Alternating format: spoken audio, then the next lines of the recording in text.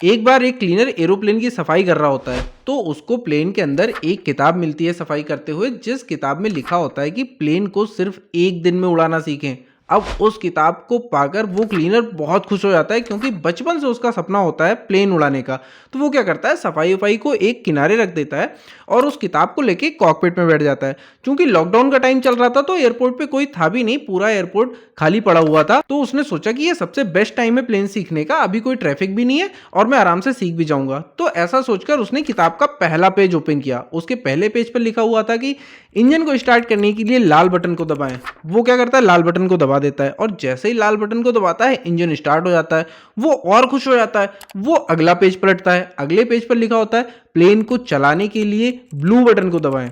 वो blue button को भी दबा देता है। अब जब ब्लू बटन को दबाता है तो प्लेन चलने लगता है। तो वो और खुश हो जाता है कि यार वाह यार, ये तो बहुत आसान है। उसके बाद उसको क्या होता है कि प्लेन चलाना नहीं होता, प्लेन को उड़ाना होता है। अभी क्या, प्लेन एयरपोर्ट के रनवे पर चल रहा होता है। तो उसने अगला पेज पलटा जिस पर लिखा हुआ था कि प्लेन को उड़ाने के लिए ग्रीन बटन को दबाएं। वो ग्रीन बटन को भी दबा देता है और उसके बाद प्लेन उड़ने लगता है। वो बहुत खुश होता है और उसकी खुशी का कोई ठिकाना नहीं होता है। अब प्लेन को उड़ाते हुए उसको आधे घंटे से ज़्यादा हो जाते हैं तो वो उसका जी भर जाता है कि चलो आज के लिए इतना काफ़ी है, अब कल उड़ाएंगे। तो वो क्या करता है, अगला पेज पलटता है कि प्लेन को उतारा कैसे जाए। तो जब वो अगला पेज पलटता है तो अगले पेज पर लिखा होता है कि बधाई हो, आपने प्लेन उड़ाना बहुत अच्छे से सीख लिया है।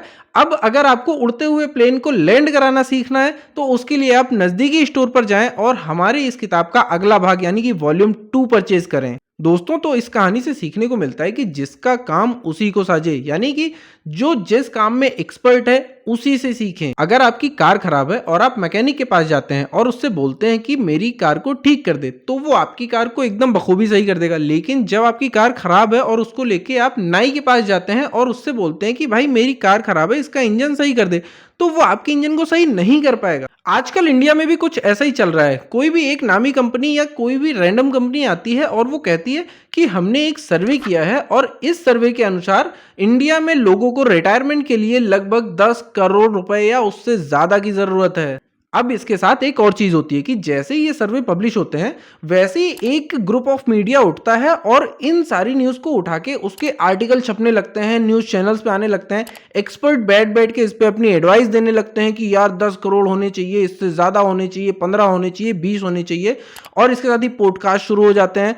लोगों को इतनी बार ये सुनाया जाता है कि 80% जो लोग हैं वो इसे बार बार सुनकर ही अपनी रिटायरमेंट प्लानिंग को करना छोड़ ही देते हैं, सेविंग छोड़ ही देते हैं। कहते हैं यार 10 करोड़ कौन ही इकट्ठा कर पाएगा, इससे अच्छा जो आज की लाइफ है उसको ही जी लेते हैं। अब 10 करोड़ सुनने में तो बहुत अच्छा लगता है, लेकिन मुझे जो इन सर्वेज के साथ एक प्रॉब्लम दिखती है वो ये कि ये लोग इस आंकड़ों तक पहुंचे कैसे। उन्होंने ये कैसे तय कर लिया कि 10 करोड़ ही रिटायरमेंट के लिए चाहिए, उससे कम नहीं हो सकते। भाई 10 करोड़ एक अमाउंट होता है, उसको इकट्ठा करने के लिए बहुत सारी अर्निंग करनी पड़ती है, बहुत सारी इन्वेस्टमेंट करनी पड़ती है। एक्चुअली इन एजेंसीज का डेटा जो है वो सिर्फ उन लोगों पर बेस्ड होता है जो इनके सर्वे में शामिल हैं और यकीन मानिए इनकी गिनती बहुत कम होती है। तो दोस्तों, आज की वीडियो में हम रिटायरमेंट प्लानिंग के बारे में बात करने वाले हैं कि रिटायरमेंट के लिए आपको मिनिमम कितने पैसे आपको सेव करने पड़ेंगे और वो कैसे सेव करने पड़ेंगे। अगर आपकी सैलरी 5-10 हजार रुपए महीने भी है तो आप कैसे रिटायरमेंट प्लानिंग कर सकते हैं, और आपके पास अगर ज्यादा पैसे हैं तो आप कैसे रिटायरमेंट प्लानिंग कर सकते हैं। कोई भी डरने की जरूरत नहीं है और मैं ये इतनी आसान भाषा में बताऊंगा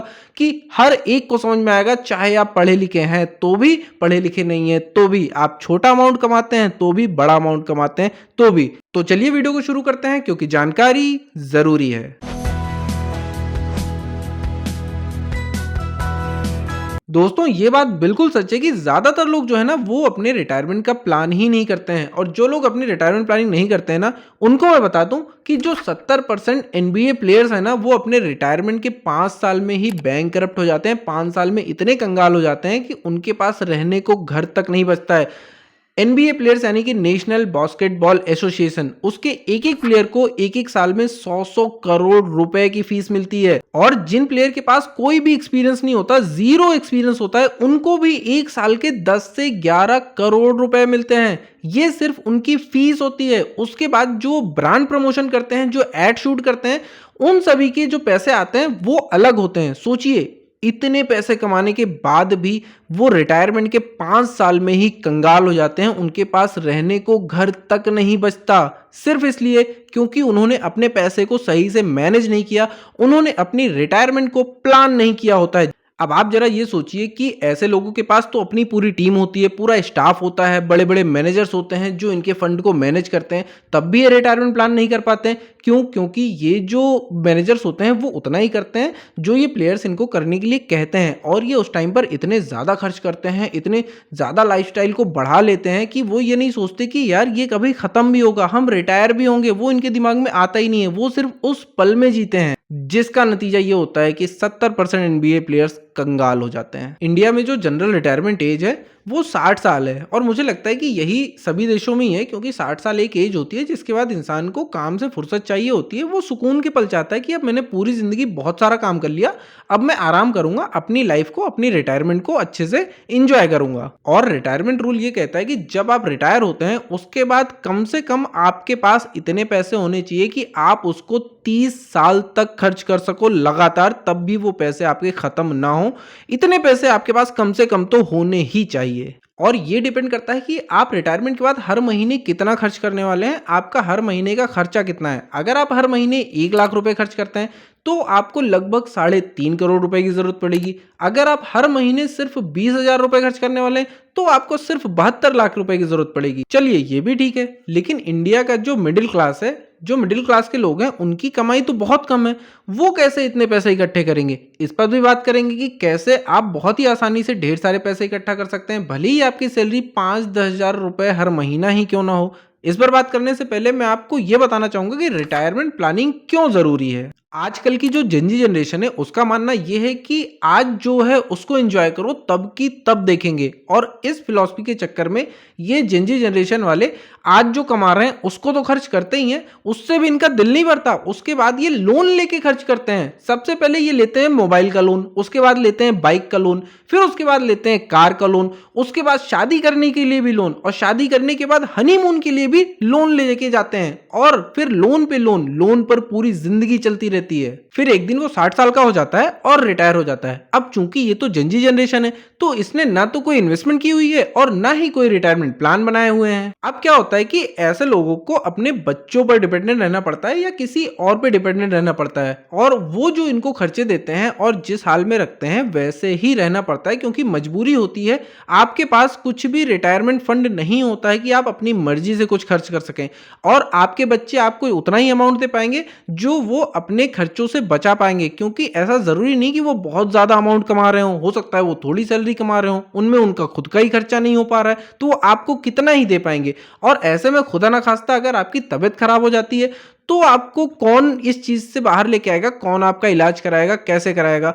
चलिए ठीक है, इलाज भी जैसे तैसे हो जाएगा, लेकिन फिर भी आपका बच्चा बाहर रह रहा है, आपके पास रहने के लिए कोई नहीं है, आप वहां जा नहीं सकते। क्यों? क्योंकि आने जाने के लिए भी अलग से खर्चा चाहिए, उसमें भी पैसे खर्च होते हैं। आपका बेटा इतना कमाता नहीं है कि आपको वहां बुला के अपने पास में रख सके। तो ये सारी चीजें बहुत ही टेंशन वाली होती हैं रिटायरमेंट के बाद। तो इन सब से बचने के लिए रिटायरमेंट प्लानिंग करना बहुत ही ज्यादा जरूरी होता है। और जब ये कंडीशन आ जाती है तब उस जेनजी जनरेशन को याद आती है रिटायरमेंट प्लान की, कि यार काश उस टाइम मैं बोल रहा था कि रिटायरमेंट प्लान कर लो और रिटायरमेंट प्लानिंग कर ली होती तो आज ये दिन देखना नहीं पड़ते। तो अब मैं आपको बताता हूं कि रिटायरमेंट प्लानिंग कैसे करनी है और रिटायरमेंट के लिए आपको कितने पैसे सेव करने की जरूरत है और वो पैसे आप कैसे सेव कर सकते हो। दोस्तों, आज तक आपने रिटायरमेंट के ऊपर जितनी भी वीडियोस देखी होंगी उनमें से ये सबसे अलग होने वाली है, क्योंकि आज मैं इतने सिंपल तरीके से बताऊंगा कि आप भी बोलोगे कि वाह मजा आ गया। तो अगर हम डेटा की बात करें तो डेटा ये कहता है कि आप अपनी लाइफ में अगर 22 साल तक सेविंग करते रहते हो तो आपके रिटायरमेंट के लिए काफ़ी है। आप रिटायरमेंट के बाद उसको चाहे जैसे चाहे जिस हिसाब से खर्च करोगे वो ख़त्म नहीं होने वाला। जिस हिसाब से मतलब ये है कि आप विजय माल्या की तरह अय्याशी नहीं करनी है आपको एक नॉर्मल जिंदगी जो आप पहले से जी रहे हो, आप वही खर्चे में उसको आप इन्फ्लेशन के साथ एडजस्ट भी कर दोगे। उसके बाद भी अगर आप खर्चे करोगे तो आपको कोई भी कमी नहीं होगी। आप अपनी इच्छा से सारी चीज़ें, अपनी सारी चीज़ों को पूरा कर सकते हो, घूम सकते हो, फिर सकते हो, कुछ भी कर सकते हो, वो पैसे खत्म नहीं होने वाले आपके। अब सेविंग कैसे करनी है ये भी समझ लो, उसके बाद मैं बताता हूँ कि कैसे जो कम पैसे कमाते हैं वो कैसे रिटायर हो सकते हैं अच्छे से। तो सेविंग का जो रूल होता है वो होता है 50-30-20। ये रूल आपने कई बार सुना होगा, मैंने भी अपने पिछले वीडियोस में बताया हुआ है, तो आप वो भी जाके देख सकते हैं।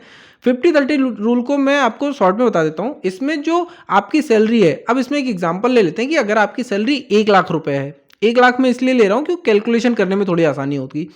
तो 1 लाख रुपए सैलरी है तो 50% यानी कि 50,000 रुपए आपको अपनी नीड्स में खर्चा करना है। नीड्स मतलब आपके घर का किराया होगा, बिजली का बिल हो गया, खाने का हो गया, कपड़े का हो गया, बाइक की ईएमआई हो गई, फ़ोन की ईएमआई हो गई, बच्चों के स्कूल की फीस हो गई। तो 50% आपको अपने इन नीड्स में देना है। उसके बाद जो 30% है, 30% से आपको अपनी वांट यानी कि अपनी इंजॉयमेंट पर खर्च करना है। आपको कहीं घूमने जाना है, आपको पार्टी करनी है, या जो भी आपको ज़िंदगी में इंजॉयमेंट है, आपको कोई स्पोर्ट्स खेलना पसंद है, उसमें आप खेलना चाहते हैं, उसमें खर्च करना चाहते हैं, तो उन चीज़ों के लिए आप ये चीज़ें खर्च कर सकते हैं। 30% उसमें खर्च करना है, और जो 20% आपकी सैलरी का है वो आपको सेव करके इन्वेस्ट करना है कहीं ना कहीं, जहां से वो आपके रिटायरमेंट के बाद काम आ सके। यकीन मानिए 20% बहुत ही छोटा नंबर है, और सबसे पहले आपको इन्वेस्टमेंट के पैसे निकालने हैं, उसके बाद बाकी के खर्चे करने हैं। जब आपकी सैलरी 1 लाख रुपए है और आप उसमें से 20% यानी कि 20,000 रुपए निकालकर म्यूचुअल फंड लार्ज कैप में इन्वेस्ट करते हो अगले 22 सालों तक, और आपको इस पर 15% का सालाना रिटर्न मिलता है। 15% का इसलिए हमने लिया है क्योंकि पिछले 20-25 सालों में लार्ज कैप ने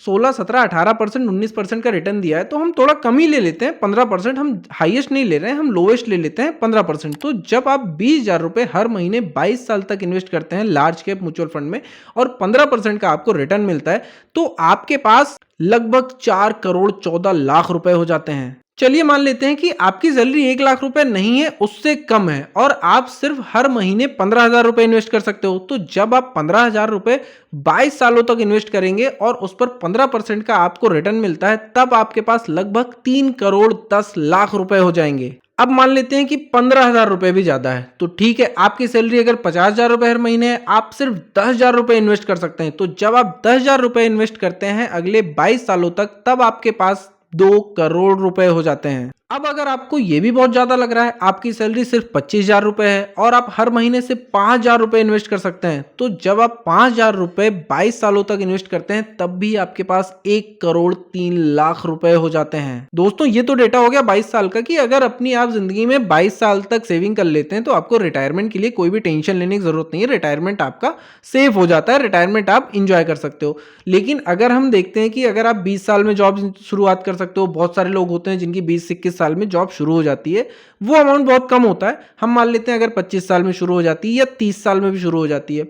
तो जो लोग 20-21 साल 22 साल में शुरू करते हैं, उनके लिए मैंने ये कहा है कि आपकी स्टार्टिंग एज होती है, और स्टार्टिंग एज में आपको तुरंत ही सेविंग शुरू नहीं करनी है। उस टाइम आप 2-3 साल 4 साल अपनी स्किल बढ़ाने पे, अपनी ग्रोथ पे इन्वेस्ट करो, कि जिससे आपकी सैलरी बढ़ जाए, पैसे बढ़ जाए। तो शुरुआत में आप सेव ना करके जब अपनी सैलरी बढ़ा लेते हो, तो बाद में आप ज्यादा अमाउंट सेव कर सकते हो। तो मैं ये मान के चलता हूं कि आप 30 साल तक अपनी ग्रोथ करते हो, अपने पैसों को खुद पर इन्वेस्ट करते हो, और 30 साल में सेविंग शुरू करते हो। तो 30 साल के बाद अगर आप 60 साल में रिटायर होते हो, अगर आप सिर्फ 22 साल सेव करते हो तो 52 साल में रिटायर हो जाते हो। लेकिन नॉर्मल जो रिटायरमेंट एज होती है वो 60 साल होती है। 60 साल तक तो सभी काम करते ही हैं। तो हम मान लेते हैं कि आप 30 साल से इन्वेस्टिंग शुरू करते हैं और 60 साल में रिटायर होते हैं, तो आप 30 साल तक इन्वेस्टिंग करते हो। अब आपने 30 साल में इन्वेस्टिंग शुरू की और सिर्फ 5,000 रुपए म्यूचुअल फंड लार्ज कैप में डालना शुरू किया, आपको 15% का रिटर्न मिल रहा है, तो 30 सालों के बाद आपके पास लगभग 3.5 करोड़ रुपए हो जाएंगे। अब सोचिए, पहले जब आप 22 साल 15,000 रुपए इन्वेस्ट कर रहे थे,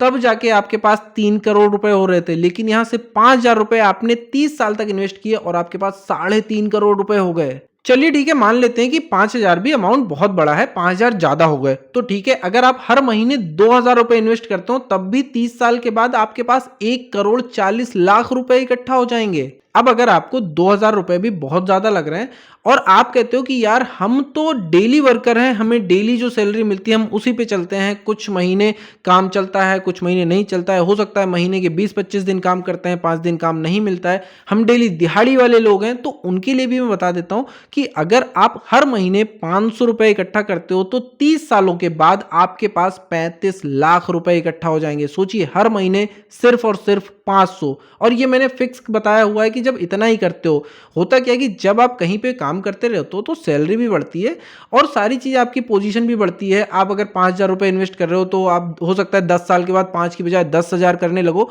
तो वो अमाउंट बढ़ता हुआ चला जाता है। मैंने एक सिर्फ फिक्स अमाउंट का बताया हुआ है, तो ये इंक्रीज होता ही चला जाएगा, ये कम नहीं होगा। अगर आप थोड़े पैसे बढ़ा भी देते हो तो ये अमाउंट और बढ़ जाएगा आपके रिटायरमेंट के लिए और आपके पास ढेर सारे पैसे इकट्ठे हो जाएंगे। अब इसके बाद सबसे बड़ा सवाल ये भी आता है कि रिटायरमेंट के बाद हम हर महीने खर्च कितना करेंगे और क्या हम सारा खुद ही खर्च कर लेंगे कि हम अपने बच्चों के लिए, अपने आने वाली पीढ़ी के लिए भी तो कुछ छोड़ के जाएंगे, उनके लिए भी तो हम एक अमाउंट या कुछ ऐसी विरासत छोड़ के जाएंगे उनकी जिंदगी आसान हो सके। चलिए ये भी देख लेते हैं। मान लेते हैं आप ज़्यादा कुछ नहीं कमाते हो, मैं ये मिनिमम इसलिए लेके चल रहा हूँ कि इसमें सब इंक्लूड हो जाए। जो ज़्यादा इन्वेस्ट कर सकता है उसके लिए तो कोई दिक्कत नहीं है, लेकिन जो मिनिमम इन्वेस्ट कर सकता है उसके लिए प्रॉब्लम होती है कि अगर मैं ज़्यादा अमाउंट का कैलकुलेट करके बता दूंगा तो वो नहीं समझ पाएंगे। तो इसलिए मैं मिनिमम अकाउंट पे समझाऊंगा इसको, ताकि सब समझ जाएं। जो ज़्यादा इन्वेस्ट कर सकते हैं जाहिर सी बात है उनके पास ज़्यादा ही रिटर्न आने वाला है। तो अगर आप मान लीजिए कि आप महीने के 10,000, 15,000, 20,000 इन्वेस्ट नहीं कर सकते हैं और आप महीने के सिर्फ 1,000 रुपये इन्वेस्ट कर सकते हैं। यार 1,000 तो मुझे लगता है हर कोई कर सकता है। महीने के 1,000 करने हैं आपको। अगर आप एक दिन की दिहाड़ी भी अपनी इन्वेस्ट कर दोगे तो कोई बड़ी बात नहीं है, आप बाकी चीज़ों में खर्चा चला सकते हो। कुछ लोगों का ये जवाब होता है कि हमारे पूरे पैसे तो यार खर्चे में ही चले जाते हैं, बच्चों की फीस भरने में, खाने में, पीने में, घर के किराए में, बिजली के बिल में, वो भी कम पड़ जाता है, हमें लोन लेना पड़ता है। तो भाई साहब मैं आपको बता दूं कि जब आपकी सैलरी 10,000 होती है ना तो वो भी कम पड़ती है, और जब आपकी सैलरी 5 लाख रुपए हो जाती है ना तो उसमें भी लोग लोन ले लेते हैं, उसमें भी वो कम पड़ने लगता है। तो अपनी लाइफस्टाइल को, वो जो 20% आपकी सैलरी का है ना, वो इन्वेस्ट करने के बाद उसमें मैनेज करना सीखो। जब तक आप ये नहीं करोगे ना, जीवन भर दुख में बिताओगे और लोन पे लोन चढ़ता जाएगा, आपके ऊपर भी स्ट्रेस रहेगा और अपनी विरासत में अपने बच्चों की पीढ़ियों को, बच्चों को सिर्फ लोन देके जाओगे। आपके बाद वो लोन भरेंगे पूरी जिंदगी और आपको अलग गालियां बकेंगे। तो जब आप हर महीने सिर्फ 1,000 रुपए जमा करते हैं और अगले 30 सालों तक लगातार लार्ज कैप में जमा करते हैं और आपको इस पर 15% का रिटर्न मिलता है, तो 30 साल के बाद आपके पास लगभग 70 लाख रुपए इकट्ठा हो जाते हैं। 70 लाख बहुत बड़ा अमाउंट होता है। अब इस 70 लाख को हम SWP कैलकुलेटर में डालते हैं। एक्चुअली दोस्तों SWP कैलकुलेटर का मैक्सिमम जो अमाउंट है वो 50 लाख ही लेता है, 70 नहीं लेता है। तो हम 50 लाख पे ही कैलकुलेट कर लेते हैं। आप 70 का मान लेना, 70 पे तो ज़्यादा ही आएगा। तो इसमें हम 50 लाख अमाउंट डाल देते हैं और अब इसमें देखते हैं कि हम हर महीने कितना खर्च करने वाले हैं। मान लीजिए कि हम हर महीने 50,000 रुपये खर्च करेंगे इसमें से निकाल के। तो अगर आप 50,000 हर महीने खर्च करते हो और अगले 30 सालों तक आप लगातार खर्च करते हुए चले जाते हो, तो उसके बाद भी आपके पास 5,27,00,000 रुपए बचते हैं। चलिए ठीक है, ये आप अपने बच्चों को दे सकते हैं। इसके बाद अगर आप मान लीजिए इसमें से थोड़ा सा कम कर देते हो और हर महीने 40,000 रुपए खर्च करते हो, तो जब आप हर महीने 40,000 रुपए खर्च करते हैं तो भी आपके पास 10 करोड़ रुपए बचे होते हैं। ये आप विरासत में अपने बच्चों को दे के साथ सकते हो। उनके पास स्ट्रेस भी नहीं होगा, वो खुश भी रहेंगे, प्लस आपको किसी पे डिपेंड भी नहीं होना पड़ेगा। ये सिर्फ 50 लाख पे मैंने कैलकुलेट किया है। इस पे जब आप 70 लाख रुपए डालेंगे तो वो कैलकुलेशन अलग आएगा। इनके कैलकुलेटर में 50 लाख की लिमिट है, तो मैंने 50 लाख भी बताया। सोचिए जब आप 70 लाख डालेंगे तो वो लिमिट कितनी बढ़ जाएगी, और जब आप 70 लाख डालेंगे तो आप हर महीने 60,000, 70,000 रुपए निकाल के खर्च करते रहेंगे। उसके बाद भी आपके पास 5-10 करोड़ तो बचा ही रहेगा।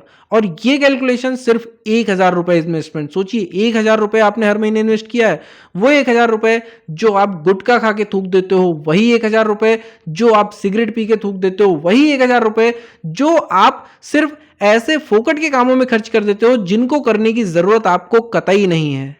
दोस्तों मुझे लगता है कि इस वीडियो से काफ़ी कुछ आपको रिटायरमेंट के बारे में समझ में आ गया होगा, और ये इतना आसान है रिटायरमेंट प्लानिंग करना कि इसको कोई भी कर सकता है। आप मिनिमम अमाउंट से भी करोड़ों इकट्ठा कर सकते हो, विरासत में छोड़ के जा सकते हो। आप उस चीज़ के पीछे मत भागिए कि यार मुझे एक प्लॉट खरीद लेना है, जब तक मैं एक प्लॉट नहीं खरीद लूंगा। मैंने अपनी लाइफ में एक प्लॉट बनाया। मैंने बहुत से लोगों को देखा है जो पूरे साल कमाते हैं और पता चला कि पूरी जिंदगी में किया क्या है, तो बोलते हैं मैंने भाई एक प्लॉट यहाँ पे ले लिया है, एक प्लॉट वहां पे ले लिया है, एक मैंने घर बना लिया है, और उसके बाद भी उस घर से कोई इनकम नहीं आ रही होती, उस प्लॉट से कोई इनकम नहीं आती है। या तो उनके बच्चे उस प्लॉट को बेच दें और इतने टाइम पर उस प्लॉट की वैल्यू, बहुत ही रेयर केस में ये होता है कि बहुत ज्यादा बढ़ जाती है, नहीं तो उसकी वैल्यू 2 गुना या 3 गुना ही हुई होती है। उसमें बहुत ज्यादा इंक्रीमेंट नहीं होता है। और अगर बच्चों को 50,000 1 लाख की जरूरत अचानक से पड़ गई तो क्या वो जमीन का एक टुकड़ा बेचेंगे? उनको तो पूरा प्लॉट ही बेचना पड़ेगा ना। और जब अर्जेंट में हम प्लॉट को बेचते हैं तब तो उसके पैसे वैसे ही कम मिलते हैं। और मेरे हिसाब से अगर आप 1,000 रुपए इन्वेस्ट कर रहे हैं तो 1,000 रुपए कोई भी बड़ी बात नहीं है। जो इधर उधर में फोकट में खर्चे हो जाते हैं उनको आप इसमें डालते जाइए, उसके बाद बाकी चीज खर्च करिए। आप मान लीजिए कि महीने के 1,000 रुपए मेरे कहीं भी नहीं गए, मैंने कहीं फेंक दिए, दान कर दिए, कुछ भी करके कुछ भी सोचो दिमाग में यार, लेकिन इसको इन्वेस्ट करते जाओ। तो भाई अच्छी चीजें सीखो इन्वेस्टिंग के बारे में, रिटायरमेंट प्लानिंग अच्छे से करो, अपने बच्चों को अच्छा फ्यूचर दो, अपनी रिटायरमेंट को हेल्दी रिटायरमेंट बनाओ। आप कुछ भी खर्च करो, कैसे भी करो, एकदम बिंदास रहो जिंदगी में। तो दोस्तों अगर वीडियो आपको सही लगी हो, कुछ भी इसमें अच्छा लगा हो आपको, तो वीडियो को एक लाइक जरूर से कर दीजिएगा और कमेंट जरूर करके जाइएगा कि ये वीडियो अच्छी है या नहीं अच्छी है। और नहीं अच्छी हो तो डिसलाइक भी करके जरूर से जाइएगा। फिर मिलते हैं एक नए वीडियो में, तब तक के लिए जय हिंद, जय भारत।